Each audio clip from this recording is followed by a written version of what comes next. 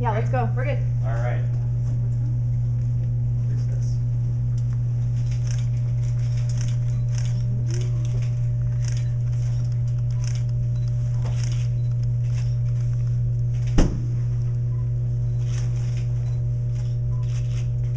Wow. This is the first time I've seen it.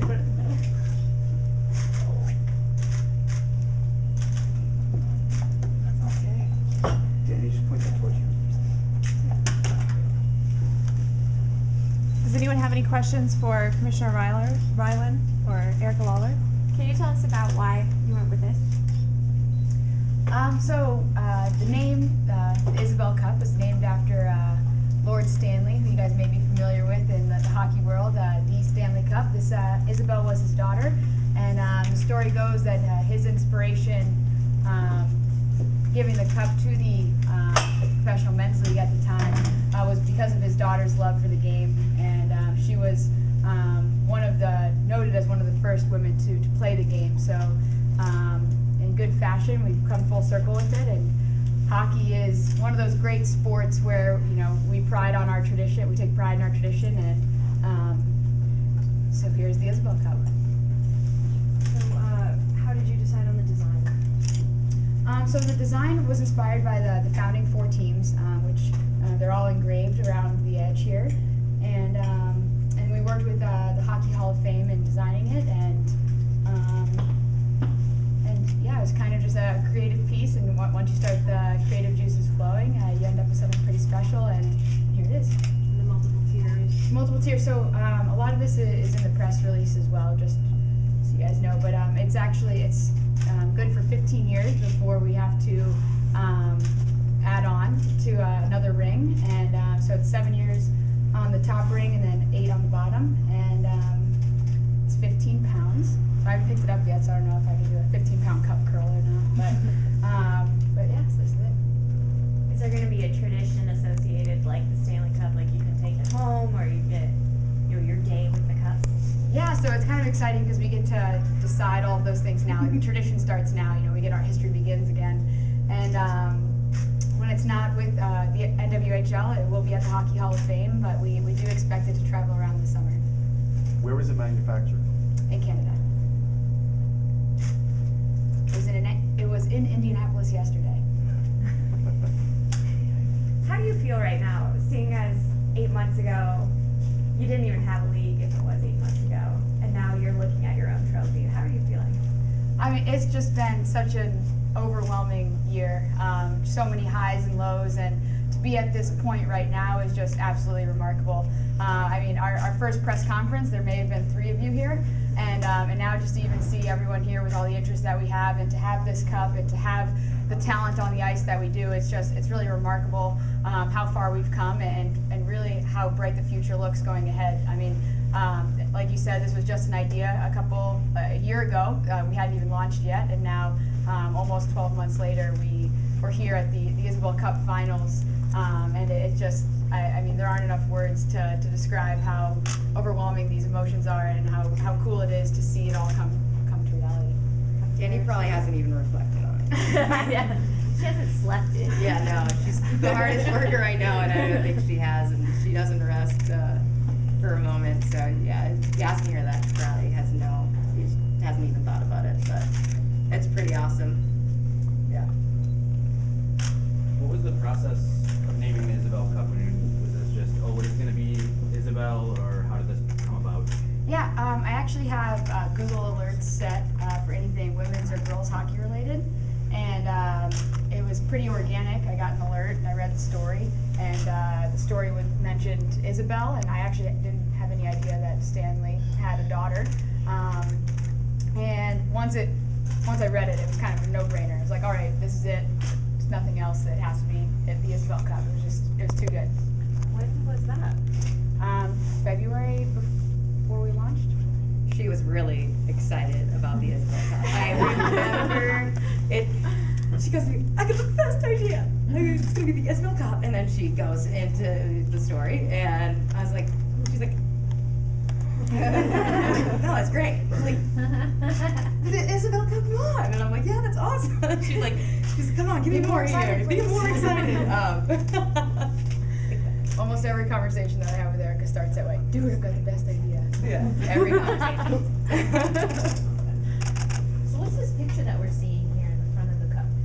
So the photo in the front is actually of Isobel skating on a pond up in Canada, and she is in the white dress in that photo.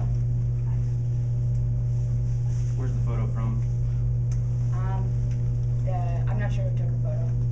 It's from a Canadian archive. Yeah. I think it's literally the library.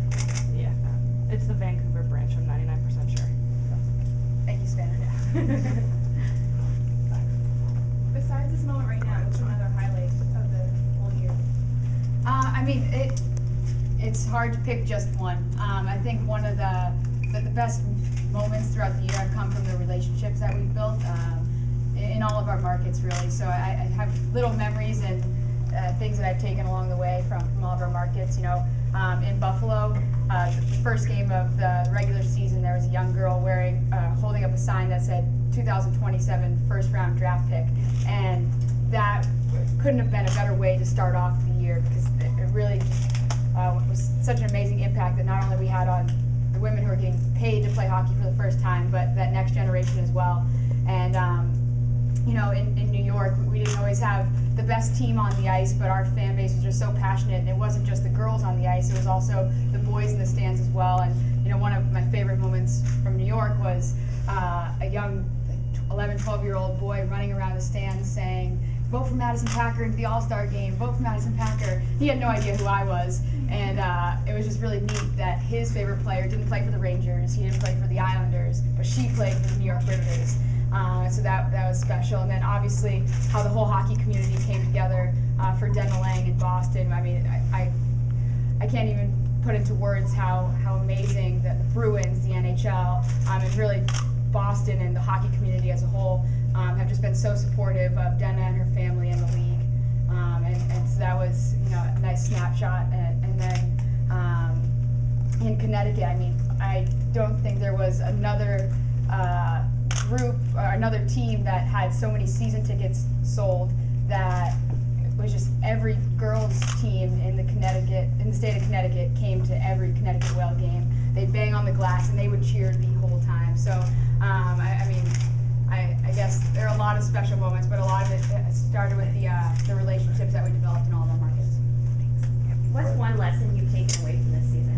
Your biggest lesson so far?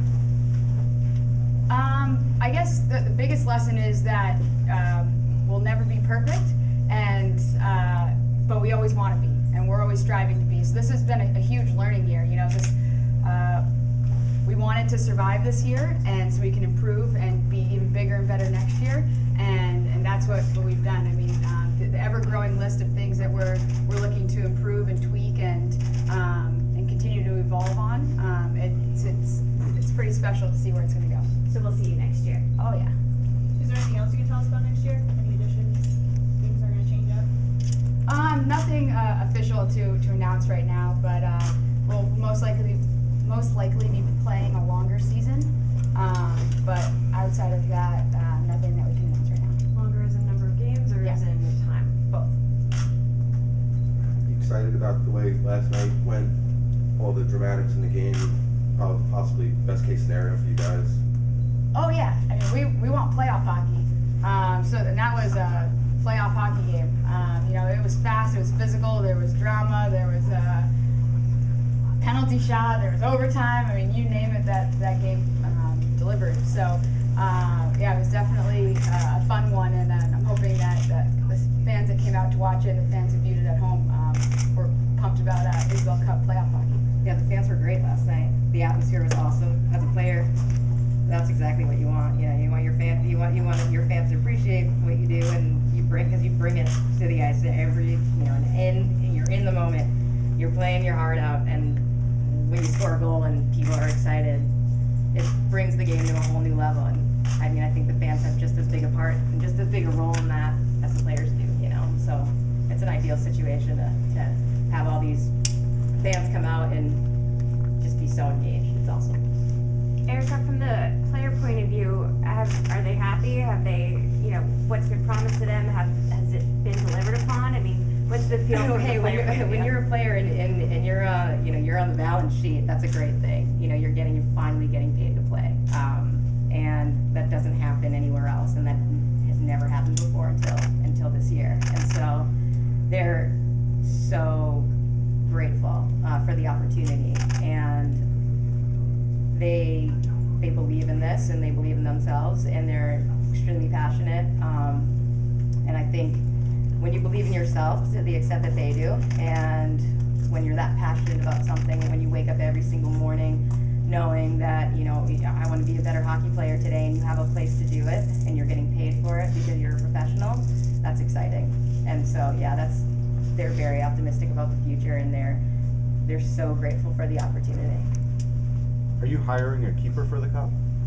Erica is the current keeper for the cup for today. For today? Yeah. So have the White players gloves. seen it? No. Oh, She they needs white have. gloves. I have white gloves.